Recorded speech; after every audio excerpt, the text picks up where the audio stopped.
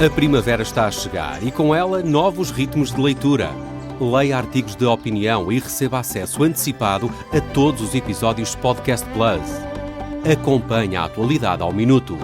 Assine hoje o Observador com até 58% de desconto e habilite-se a ganhar uma tote bag e um voucher da Livraria Almedina. Tudo em observador.pt.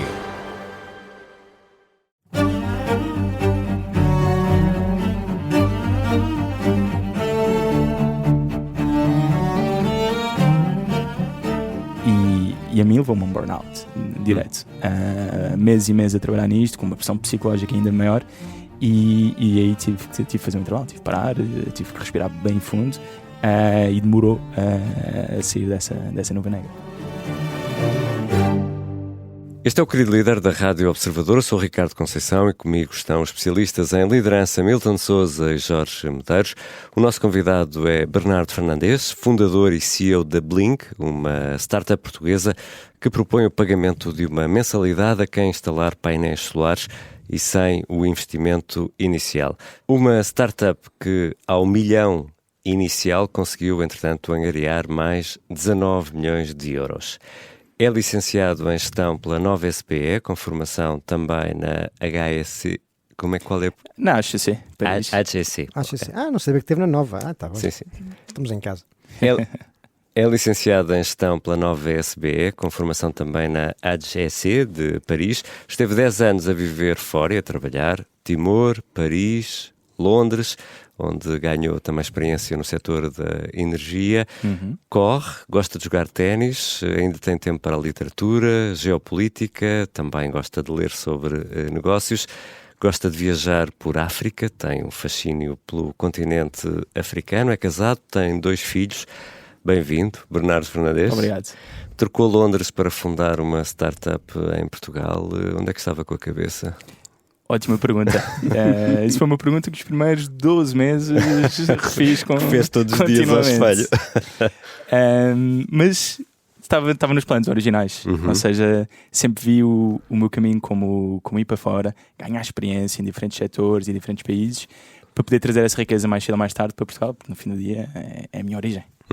E como é que se decide mergulhar de cabeça num desconhecido, ou seja, criar uma startup, neste caso a Blink? Isto é muito arriscado, é um risco muito calculado? Como é que foi o processo? Eu acho que o risco é sempre grande em qualquer startup. Eu se calhar contextualizando, eu estava em Londres a trabalhar no mundo de energia e investimento e estava a trabalhar na Europa e nos Estados Unidos a ver muitos projetos diferentes em muitos setores e comecei a perceber algumas megatrends que já se estavam a sentir em alguns sítios, mas que Portugal estava um bocadinho atrás. E foi um bocadinho com isso em mente e já com as ferramentas que fui aprendendo ao longo do percurso que fiz, que decidi que estava na hora de desligar, de tirar o fato, a gravata e voltar para Portugal, arregaçar as mangas e lançar a Blink no mercado. Isso, já vamos perceber melhor o que faz a Blink, mas Portugal, pelas condições geográficas e atmosféricas, é um bom sítio para esta empresa? E irei mais longe, não só pelas condições geográficas, mas também pela rede de eletricidade que existe e pelo facto de existirem contadores inteligentes que permitem a que os ativos de energia façam muito mais do que apenas produzir para uma casa ou para uma indústria. Então explique-nos lá mais ou menos o que é que faz a Blink, só para percebermos melhor. A Blink é uma empresa focada no segmento residencial e oferece energia limpa em subscrição. Ou seja, uma pessoa, em vez de estar a fazer um investimento para pôr painéis solares, para pôr baterias, para pôr carregadores de carros elétricos em casa, apenas paga uma mensalidade. E esta mensalidade é abaixo do que vai poupar na fatura de eletricidade. Portanto, é zero investimento, poupança desde o primeiro dia. E isso é garantido? Ou seja, que vai poupar mais? Isto é com base em toda uma análise do consumo e da produção para cada caso específico e uma previsão de como é que isso pode evoluir nos próximos meses e anos. E com base nisso é dimensionado o sistema para maximizar a poupança. E esse capital que foram buscar é para alimentar, porque isso implica um investimento à cabeça muito avultado antes de conseguirem ter retorno financeiro. Não? Muitos destes 19 milhões são para isso, certo? Uma parte sim, ou seja, o grande desafio de uma startup é sempre fundraising, é arrancar, é conseguir convencer os investidores, e nós tivemos um desafio um bocadinho mais acrescido, porque o normal de uma startup é ir buscar capital de risco, venture capital. Mas o capital de risco, quando olha para uma proposta de investimento, diz: isto vai para investimento em ativos físicos, isso não nos multiplica como eu preciso nos meus planos de negócio, não dá. E portanto é preciso encontrar também uma tipologia de investidor que procura estes ativos fixos, porque no fim do dia estou a investir em painéis solares, em baterias, com longevidades tremendas e um yield fixo que é interessante. E existem investidores com isso. Lá o que é o yield, nem toda a gente às vezes. Um retorno, ou seja, da perspectiva da empresa há um investimento e há uma mensalidade paga que está a gerar poupança, portanto é win-win para o cliente e para a empresa, mas a mensalidade paga está a gerar este retorno para os investidores que ficam satisfeitos com isso. Portanto, e há uma estabilidade desse retorno à partida, se conseguir ter uma base de clientes forte. Sim. E isso acho que é um fator que também atrai os investidores para este tipo de iniciativas. Sem dúvida. Este tipo de investidores que olham para isto são fundos de pensões, são fundos de infraestrutura, são fundos que têm uma visão muito a largo prazo, focado também na transição energética. E não pode ser à peça, pergunto, Bernardo, ou seja, não pode ser um indivíduo, porquê? Porque há um investimento feito e tem uma massa crítica para justificar, não é? Exatamente, tem que ser um portfólio, e isso, muito bem sublinhado, foi um dos nossos primeiros desafios, que foram para encontrar investidores que procuram este tipo de infraestrutura. Eles não procuravam investir 100 mil euros, procuravam investir bastante mais. E portanto esse foi um dos desafios, foi construir o primeiro portfólio. E depois daí começar a convencer. E como é que se faz isso? Vai bater porta a porta, telefone? Explique-nos lá como é que foi o processo. Então, voltei de Londres. Estavas aí com live de testemunhas de Jeová no recrutamento, é isso? Nada contra. Olha, desculpe, tenho 2 milhões que nos posso dar. O problema é que funcionam sempre a pares, portanto duplica o custo. Exato. Então, como é que isto começou? Começou com nós estávamos a encontrar pessoas, friends and family é o primeiro target, para fazer as instalações, ou seja, pessoas onde conseguimos testar o produto, analisar, etc. E percebeu-se que havia vontade. Investidores não havia, portanto foi financiado das poupanças acrescidas em Londres. E a pouco começámos a montar um pequeno track record. E aí sim, já conseguimos ter um caso para explicar a investidores que não eram desta infraestrutura, investidores que olham mais para a perspectiva de uma startup e de crescimento, e disseram: ok, isto tem aqui caminho, estão a conseguir montar um pequeno portfólio, há capacidade para muito mais. E pronto, assim foi-se fazendo. E há quanto tempo é que a empresa foi fundada? Então, começámos ativamente no início de 2023, sem anunciar nada e, portanto, a fazer estas primeiras instalações. E no verão de 23, ao mesmo momento que fechámos a primeira ronda de pre-seed, lançámos no mercado oficialmente. Bernardo, e imagino que tenha de ter um contrato também com algum prazo, não é, com os clientes, porque o cliente não pode decidir no mês, agora já não quer, porque o investimento está lá, ou seja, evidentemente o reverso de haver uma poupança também para o cliente é que tem de ser compensado no longo prazo, é isso, não é? Exatamente, há uma estabilidade, o contrato é uma subscrição, mas ao contrário da subscrição de Netflix, uma pessoa cancela porque não há ativo fixo, não houve nenhum investimento na casa. Aqui há um investimento, há um upgrade da casa que melhora as poupanças, que melhora o valor próprio do imobiliário, e portanto o contrato é normalmente 20 anos, o que permite minimizar o valor mensal. Sim. Porque se fosse mais curto, as poupanças não eram tão imediatas. Claro. E o cliente no fim do dia procura muito estas poupanças iniciais. E no final, já agora, o equipamento fica para o cliente? Sim. Até aqui uma questão, já agora, porque está a lutar com gigantes estabelecidos que têm ofertas, pelo menos prometem algo parecido, não é? Como é que a Blink compete com esses players, passando aqui o inclusismo mais uma vez, mais jogadores soam tão bem, não é? Jogadores entrincheirados no mercado. Estes jogadores que já estão no mercado. Eu acho que isso é das minhas perguntas preferidas. E passo a explicar. Os jogadores que estão entrincheirados no mercado, estamos a falar de um antigo monopólio elétrico, Portugal, e estamos a falar de mega empresas de energia ou de utilities, oil and gas. São players tradicionais, são players que são lentos, que demoram a adaptar a oferta, que o foco no cliente não é tão grande como podia ser, e a nós abre-nos uma oportunidade. Uma startup a lutar contra um Golias é bíblico, e abre verdadeiramente uma oportunidade, e isso com um produto diferenciado, ou seja, o que nós damos, uma subscrição verdadeiramente a longo prazo, tudo incluído, manutenção, troca de equipamento, tenta garantia fora, o que for, está tudo incluído, e isto tem muito trabalho técnico de engenharia por trás, mas também de estruturação financeira. Ninguém o faz cá em Portugal neste precisamente. E estas mega utilities, que são os concorrentes, que já estavam cá entrincheirados, não estão bem focados nisso. Está ótimo para elas, está ótimo. Deixem lá os miúdos começar a fazer isto. Se isto começar a ganhar alguma escala, compramos, que pode ser a vossa estratégia de saída, não é?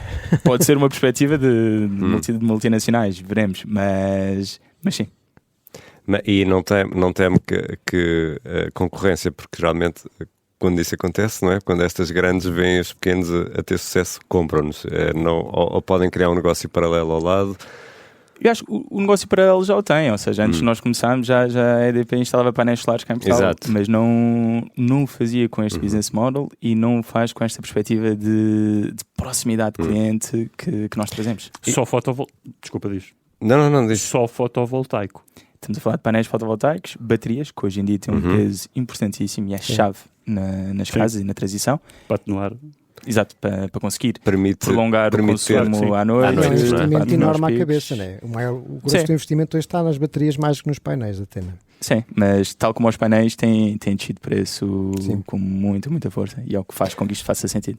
Porque, corrija-me se isto não é assim, não é? Para quem nos ouve, portanto, a energia solar funciona durante o dia, se for direta, não é? Se dá para pôr a máquina a lavar roupa, essas coisas todas, mas à noite não funciona. Ou seja, as baterias compensam essa parte e é possível armazenar a energia recolhida durante o dia e depois à noite disponibilizar. É por isso que funciona.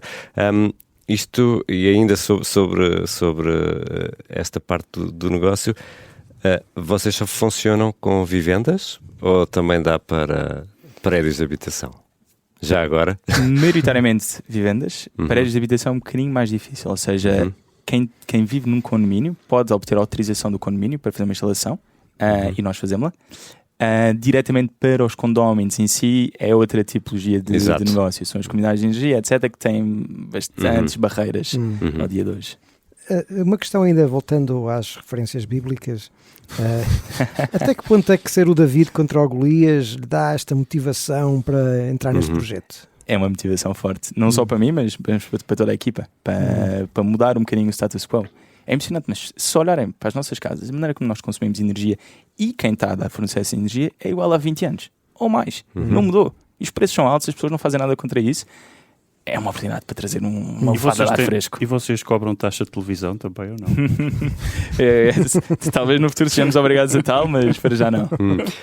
Quantas pessoas são agora na empresa? Somos 36. 36. Eu queria perceber um bocadinho melhor, porque acho sempre fascinante esta parte. Isto é um programa sobre liderança. Como é que o Bernardo, é preciso muita coragem para fazer uma coisa destas?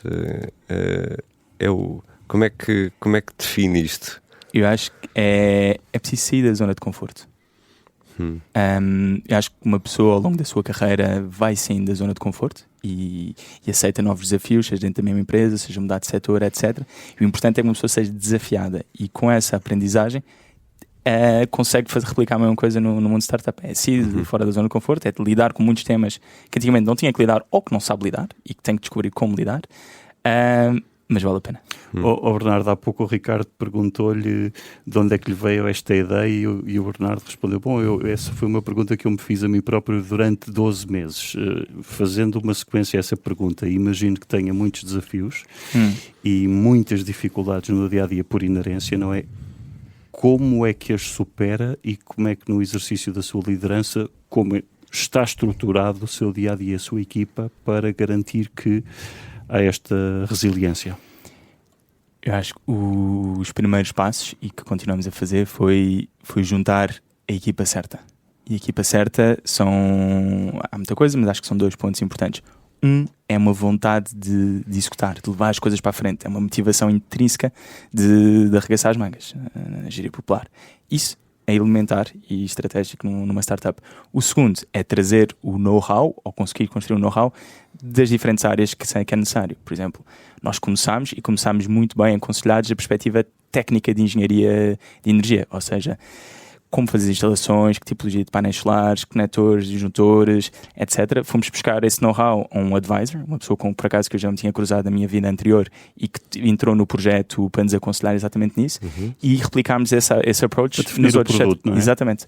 E, portanto, conseguir ir buscar know-how a quem conhece e depois ter a capacidade de o executar é a chave no nosso Pronto, e agora que tem esse know-how, eu imagino que isto também vá sendo atualizado e vão pensando em formas de acrescentar a vossa proposta de valor, mas do ponto de vista de pessoas, mesmo com esta motivação intrínseca, como é que garante que há esta transferência de conhecimento e esta transferência de motivação? Porque são 36 pessoas, como é que se garante que, com toda a incerteza no futuro, do ponto de vista de liderança, mobilizamos as pessoas? Eu acho que começa por a motivação que estamos a falar, e depois o perfil das pessoas que entram e que vão entrando na empresa são perfis com muita autonomia, e isso é essencial, ou seja, a velha máxima autonomia e máxima responsabilidade ligada a isso é a chave. E portanto, muitas das pessoas que lá trabalham são self-driven, e depois vêem na sua liderança, vêem nas suas chefias diretas e indiretas exemplos, e liderança, por exemplo, de que está a querer levar a coisa mais longe, está a querer perceber um produto melhor, que está a levar um novo software para o mercado, e isso ajuda para que as diferentes linhas vão subindo e vão percebendo como é que se consegue ir mais longe do que nós estamos a fazer ao dia de hoje, porque essa é a única certeza que temos, é que o que estamos a fazer ao dia de hoje pode ser bastante melhor. Sim, vai ficar obsoleto, não é? Exatamente, e portanto, acho que isso está inerente na cultura desde o início, e começa no recrutamento e depois no dia-a-dia das pessoas. Porque precisa das duas coisas, pessoas que tenham a determinação para continuar a fazer caminho, mas ao mesmo tempo pessoas que, apesar da determinação, reconheçam que já não é por aqui, se calhar alguns momentos vou ter de voltar à estaca zero, portanto... Isso é sempre um desafio. E já agora nós tínhamos vindo a falar, falamos aqui da questão da arrogância, não é? E da vantagem que pode haver em haver um certo excesso de confiança numa fase inicial. Alguma vez se sentiu um pouco assim? Teve que puxar um bocadinho assim e centralizar e transmitir uma confiança e uma certa arrogância que se calhar tem o seu risco? Eu percebo perfeitamente a pergunta. Eu acho que o exemplo que se falou anteriormente de fundraising, de convencer investidores, é um caminho difícil. Uma pessoa vai falar com um investidor que já viram milhares de negócios, já investiram em milhares de tipologias diferentes, e vem apresentar uma ideia, um produto. A confiança, como falámos, é elementar, ou seja, a confiança no que uma pessoa está a fazer e saber exatamente como explicar, conhecer a outra parte e conseguir levar a bom porto a conversa é chave, e falta de confiança é muito difícil. Agora, importantíssimo dar espaço a dúvidas, dar espaço a quem conhece o setor e a quem conhece outras tipologias de investimento, de porem as perguntas em cima da mesa e uma pessoa não ter logo a resposta de não, isto é assim, assado, porque eu sei. Mas abrir mão de, ok, isto pode haver aqui qualquer coisa. Muitas vezes também não há, e é preciso ter confiança e dizer não. Isso, com base no que eu sei, acho que não. Mas isto, ok, vamos pensar sobre isto. Porque acho que o investidor provavelmente vai olhar, eu quero sentir se a pessoa tem confiança e determinação e está predisposto a avançar e a lutar contra todas as vicissitudes que vão surgir, mas ao mesmo tempo se aprende e se me ouve, porque o investidor quer ter voz, não é? E se eu sinto que a pessoa nem sequer dá espaço para aprender e para ouvir a minha opinião... Sim, eu acho que isso é short-lived. Uma pessoa que age assim não vai aprender com fatores externos e não se vai conseguir adaptar. Portanto, corre bem agora, mas não corre bem amanhã. Mas imagino que tenha lidado com muitos nãos, não é? Inúmeros. Como é que o Bernardo lidou com isso? E como é que preparou ou prepara a sua equipa ainda hoje para esses nãos? O primeiro é perceber os nãos.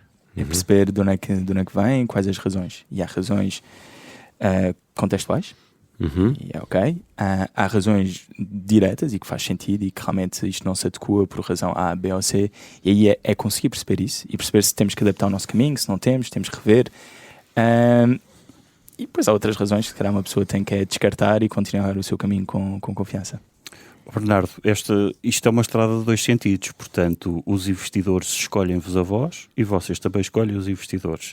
Evidentemente, quando o negócio precisa urgentemente de ser financiado, que o poder está mais de quem financia, mas e é uma pergunta do ponto de vista político sensível, vamos generalizá-la.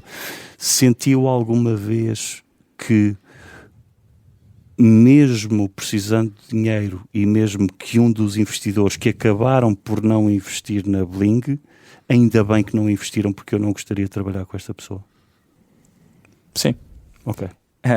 Eu acho que a escolha como dizia, é mútua, e essa escolha tem que ser bem ponderada para as coisas correrem bem no futuro. E o equilíbrio dos poderes para mim está muitas vezes bem equilibrado, porque os investidores procuram boas oportunidades, procuram pessoas com vontade de executar, etc. E portanto saber disso e saber encontrar os perfis de investimento que não só vão trazer o capital, mas sim também o know-how, a vontade de ajudar, a vontade de nos desafiar, de nos pôr em causa decisões estratégicas para revermos, para melhorarmos, etc. Isso é chave. E quando uma pessoa procura financiamento, procura investidores, tem que ter isso muito em mente. Uhum. E é muito difícil montar um negócio em Portugal? Dá trabalho, não vou mentir. Então, eu de vez em quando dou por mim a considerar se não devia ter começado em Londres. Temas pequenos de arranque, de abrir empresa, temas administrativos, etc. Cá as coisas funcionam, mas ainda um bocadinho old school, não vou mentir. E, portanto, esse acelerador inicial funciona cá, mas podia ser bastante melhor. O que eu estou contente muito cá é esta nova cultura de startup que começa a existir cada vez mais, com os hubs, com os aceleradores que cá existem. Há cada vez mais pessoas, e sair da faculdade, da nova, etc., a pensar, isto eu não vou trabalhar para a banca, eu não vou trabalhar para uma consultora, não, eu vou montar uma startup, ou eu vou trabalhar para uma startup que acabou de começar. E este espírito que começa a contagiar as pessoas no mercado, cá em Portugal, ajuda a mudar um bocadinho o paradigma e levar este tipo de projetos para a frente. Corta a solidão, não é? Também. Portanto, sendo que isso é mesmo verdade, não é só conversa de Portugal. Há mesmo um ecossistema a surgir e há pessoas cada vez mais. E as universidades têm tido um papel também importantíssimo, a Nova e outras, obviamente. Não é? Concordo plenamente. Eu olho para mim, eu saí da Nova com uma licenciatura em gestão em 2012. Em 2012 as minhas oportunidades era ou ia trabalhar para Paris ou para Londres e tinha que encontrar uma coisa, uma licenciatura de 3 anos não era fácil, ou trabalhava cá, talvez em banca ou numa consultora, mas nunca tinha considerado ir trabalhar para uma startup.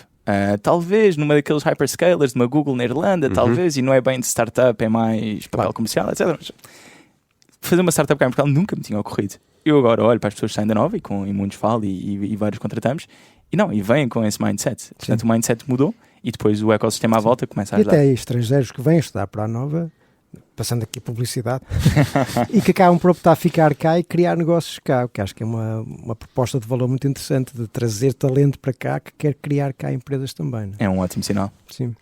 Vamos às nossas perguntas fixas que temos para todos os convidados e queria começar pelo pior momento da carreira. Qual foi o dia mais negro? Trabalhei em Londres num fundo private equity. Os projetos eram muito intensos. É um projeto de compra de uma empresa, é analisar dados, é uma indústria que uma pessoa que não conhecia nada, é trabalhar com centenas de pessoas, de advogados, fiscalistas, consultores, advisors, o que for, num curto espaço de tempo para conseguir levar isto a um comitê de investimento e conseguir fazer um investimento. Trabalhei num muito específico que era tirar uma empresa da bolsa e correu pessimamente. Correu pessimamente porque o que tinha sido definido inicial e levado a comitê não se verificou, e quando uma pessoa entrou no que se chama uma due diligence mais detalhada, percebeu que afinal as coisas não eram assim e tinha virado tanto que simplesmente não era viável fazer um investimento. Não era.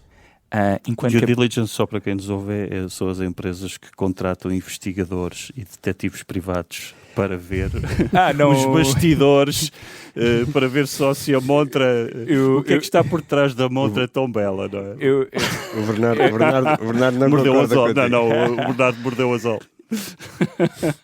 Há disso também. Isso também existe. Em grandes investimentos existe, mas a due diligence mais tradicional é perceber a parte legal da empresa, a parte financeira, a parte fiscal, os planos estratégicos, perceber a relação com os bancos, os financiamentos, etc. Portanto, é mais um entendimento geral da empresa. Uma imagem mais precisa daquilo que é saber onde é que uma pessoa está a investir.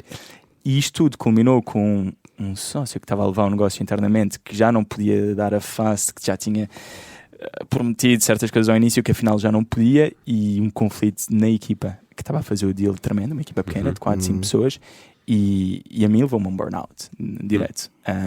Meses e meses a trabalhar nisto, com uma pressão psicológica ainda maior, e aí tive que fazer um intervalo, tive que parar, tive que respirar bem fundo, e demorou a sair dessa nuvem negra. E este Sim, Jorge. Se calhar vamos fazer a mesma pergunta. Não, faz-te o Ricardo. Não, ia perguntar quanto tempo é que durou esse período depois. Eu acho que foi uma ressaca, diria, de 3 meses de ressaca. Jorge, avança, por favor. E foi um momento também de epifania ou de proto-epifania para regressar a Portugal e montar a sua startup? Sim, foi um momento de perceber que se calhar não era só isto que eu queria fazer na vida. Muito bem. E sabia que havia outros caminhos e começar a pensar nesses outros caminhos. Porque nós já temos tido aqui várias conversas com várias pessoas que passaram pelo mesmo que o Bernardo, e acho que esta mensagem também é importante. Percebeu o que estava a acontecer ou quando percebeu já era tarde? Não percebi o que estava a acontecer, ou seja, a motivação e a dopamina era tanto, porque era preciso que as coisas acontecessem, o cansaço era tanto que isto foi só simplesmente acumulando até haver um turning point. E isto é típico do burnout também, não é? Exato. Quando a pessoa descobre, já está para lá do ponto. E hoje tem red flags? Inclusismos. Foi só uma provocação. Bandeiras vermelhas. Então, a nível de bandeiras, tenho algum conhecimento melhor da minha pessoa, da maneira como trabalho e como interajo, e consigo prever algumas coisas, mas nem todas. E mesmo num trabalho de startup, se calhar é menos intenso. Quer dizer, não é. No fim do dia é uma intensidade mas diferente. Mas talvez aqui também falar só uma nota muito rápida, porque acho que há situações de burnout que são fruto, sobretudo, da minha abordagem enquanto líder, a forma como lidero, e eu próprio crio os problemas pela forma como me comporto, etc. A outra é as próprias circunstâncias, às vezes, dão-se a promover um stress e uma ansiedade excessiva, né? Que não é o caso, parece mais isso neste caso, né? Uma situação muito complexa que levou depois a não conseguir, e depois assumir a responsabilidade para tentar resolver. E não poder dizer que não a certa altura leva a situações extremas às vezes, mas isso também implica o quê? Também percebermos e selecionarmos os projetos e as situações em que queremos estar. Escolher as batalhas, porque muitas vezes quando damos para estamos em batalhas já sabemos, isto vai levar-me outra vez ao mesmo percurso, não é? E estabelecer essas fronteiras de início. Muito importante. Ou seja, estamos a jogar num tabuleiro com outros jogadores e depois aparecem as bandeiras e estamos a construir aqui uma linguagem. Não, estava a perguntar ao Bernardo se ele, perante isto, também já escolhe as batalhas que quer travar. Gostaria de dizer que sim, e acho que escolho algumas, mas não todas. Ou escolho algumas que não devia ter escolhido, provavelmente. Mas é um processo de aprendizagem. Vamos ao melhor. Que dia que foi incrível? Que momento? Eu acho que foi quando chegámos ao nosso primeiro grande objetivo na Blink, que era instalar 1 megawatt. 1 megawatt de painéis solares. Eram 200 casas de instalação, mais coisa, menos coisa. E era assim o grande objetivo que nos propusemos, mesmo no primeiro fundraising, etc.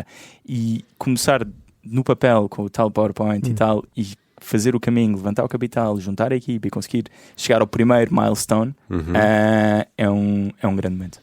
1 megawatt. E agora qual é o próximo? O próximo será... Agora estamos nos 10, portanto 10? Será os 100. 100 megawatts. Bora lá. E quando é que... É exponencial. Quando é que o Bernardo percebeu aquele momento em que cai a ficha e diz, espera lá, quem manda sou eu é que sou o líder? Teve algum momento desses? Ou tem momentos desses? Eu acho que na conversa que estávamos a ter de fundraising, esses momentos existem também. Ou seja, uma pessoa é confrontada com tantas dúvidas, tantas perguntas, tantos nãos, tantas visões diferentes. Não, mas porquê que vocês não fazem isto? Não, mas vocês viram estar a fazer isto? Não, mas por isso não faz sentido nenhum. E como falámos há bocado, é preciso filtrar isso e depois é preciso chegar a um ponto e dizer não, para lá, ok, está bem, mas quem está a empurrar isto somos nós, é esta equipa, e nós temos bastante know-how e portanto há coisas que vamos assimilar, mas há outras que não. Portanto, não, assertivo, espero que não seja arrogante nessas alturas. E puxar assim também essa no final do dia eu tenho que ser uma espécie de guardião da nossa missão e acreditar estamos no caminho certo, até porque eu acredito que muitos investidores terão dito, mas lutar contra estes grandes jogadores estabelecidos no mercado, os tais players, não é fácil convencê-los que eu tenho algo a acrescentar a este cenário, não é? Exatamente. E tem outro desafio também, não é? Porque à medida que vai havendo várias rondas de investimento, quem entra primeiro vai com uma expectativa e com um determinado conjunto de premissas que não podem mudar, porque agora arranjei outro round de financiamento e estes agora não concordam totalmente com o que queriam os primeiros, não é? Sim, eu acho que o alinhamento de interesse é importante. É fundamental, não é? As expectativas mudam também ao longo do negócio. Com certeza, mas aí o seu trabalho de liderança também é fundamental para ir tendo todas as pessoas no barco. Os stakeholders todos. Não é? É uma tipologia de liderança diferente. Certamente já falaram aqui, mas a gestão de stakeholders é importantíssimo. Este alinhamento de interesse é o que permite que as coisas funcionem e estejam engrenadas. E sem ele... mas dito assim parece fácil, não é? Agora, para quem nos ouve, só gerir pessoas e personalidades e expectativas, especialmente quando há montantes avultados investidos, não é? Sim. Ocupa-lhe algum tempo. Ocupa, mas desde que a razão pela qual essas pessoas entraram fazia sentido desde o início e que foram bem escolhidas mais além do capital pelas pessoas que eram e pela capacidade que tinham de ver o futuro, então aí as coisas já está meio caminho andado. Bernardo, deixa-me fazer aqui uma pergunta muito... Portanto, eu sou uma espécie de outsider nisto, não percebo nada disto. Só para ter uma ideia... Somos três. As conversas com os financiadores são muito parecidas com aquilo que vemos no Lago dos Tubarões, ou não? Na televisão. Lago dos Tubarões, uma subtil referência ao Tintin, Não, aqui era mesmo outro programa de televisão. Acho que pode haver um bocadinho disso. Acho que está um bocadinho na televisão inflacionado para ser um bocadinho mais... Claro, é um reality show quase, não é? Assim, há perguntas duras, mas há... Normalmente, com um bom investidor, há um trabalho de casa que já foi feito e há um entendimento do que se está aqui a fazer e, portanto, são conversas de duas partes e substanciadas. E profissionais. Sim. Mas também há arrogância do outro lado, ou não? Sim, é como em tudo. Mas pode ser falsa, não é? Exato. Uma persona para pode ser um teste, não é? Que líderes ou líder o inspiram? Isso é uma ótima pergunta. Eu vejo e leio muito sobre muitos diferentes líderes, vejo o que está a acontecer agora, hoje em dia, com os estudos de temas da AI. Vejo exemplos de boa liderança, mas não me fixa um líder a dizer que isto é a estrela polar. Este é o meu guru. Isto é o meu guru. Gosto muito de exemplos de líderes que tenham tido uma visão, que tenham conseguido levar isso a cabo, mas que consigam trazer também humildade para o processo que o fazem. E isso não é preciso estar no mundo dos negócios. Pode estar no mundo da política, em muitas outras coisas. E isso admiro. Mas não pensa numa determinada situação como é que pessoa A ou pessoa B resolveria isto? Ou... Sim. Sim, aí não sei se é pelos mídias, mas os líderes americanos geralmente são um bom exemplo. É que estou a falar mais na perspectiva do negócio. Aí sim penso um bocadinho como é que as coisas poderiam ter sido. Mas inspiracional e motivacional, penso, é um bocadinho que estávamos a falar um bocado, ou seja, tudo isto começou, esta conversa hoje de manhã falou-se de prémios Nobel. E tenho um exemplo muito claro que me marcou de certa forma, que foi José Ramos Horta, atual presidente de Timor, prémio Nobel da Paz no meados dos anos 90. Houve uma razão intrínseca por trás disso para realmente tentar reequilibrar a balança da ocupação indonésia de Timor, de modo a que Timor consiga ter mais espaço nos mídias e consiga ir para a sua independência. E vejo no presidente Ramos Horta uma vontade de levar a cabo uma missão para o seu país, que foi trazer a independência, que foi emocionante. E mesmo durante a primeira parte, onde foi presidente e teve que lidar com muitas situações adversas no país, que acabou com 2 tiros, literalmente, e uma evacuação para a Austrália, conseguiu voltar e fomentar a paz. São momentos da vida dele que olho e digo olho com admiração, pois não quer dizer que sempre seja assim. Bernardo, isto é uma pergunta de curiosidade pelo seu percurso, porque mencionou há pouco que esteve em Timor. Quando foi a Timor já tinha esta curiosidade e esta admiração, ou passou a ter maior consciência depois de ter lá estado? Depois de ter lá estado. Acho que foi para Timor muito à descoberta, diretamente da licenciatura aqui da Nova. Trabalhei lá 2 anos. Foi um momento interessantíssimo e foi um choque cultural e uma aprendizagem muito rica. E já agora deixa-me só explorar um bocadinho isso para perceber também da sua perspectiva como é que foi passar de Timor, que deve ser uma realidade muito diferente tropical. da nossa, tropical, para Londres. Quer dizer, são 2 mundos Foi um choque térmico. muito diferentes, não é? Sim, eu passei, ou seja, tive 2 anos em Timor a trabalhar e fui a seguir fazer um mestrado para Paris. Para Paris. Portanto, acho que foi uma transição mais suave, não foi direto para o mundo corporate em Londres, mas houve um choque. Mas houve também muita riqueza que aprendi em Timor, mais a nível humano, que trouxe e que teve um impacto tremendo, tanto na parte mais académica, como depois no trabalho que fui desenvolvendo ao longo dos anos. Porque é importante também nunca perdermos o lado humano da vida, não é? Vamos à última pergunta.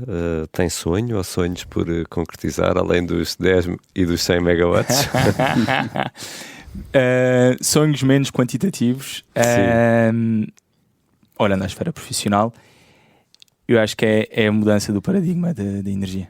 Estamos a começar, estamos nos primeiros 2 passos de 10 que são necessários para mudar a maneira como a energia é consumida e como chega à casa das pessoas, e mudar no bom sentido, no sentido de trazer muito mais autonomia, trazer muito mais poupança e trazer uma ownership de uma pessoa não estar dependente só de vamos ver quanto é que vai ser a fatura de eletricidade deste mês. E acho que há verdadeiramente as ferramentas para mudar isso e para revolucionar o mundo da energia. Mas isso também, por exemplo, agora temos falado muito disso, da instalação de grandes unidades fotovoltaicas, ou seja, há sempre um lado entre o negócio e a vontade de inovar e avançar e depois resistência, e temos tido resistências grandes com argumentos ambientais, enfim.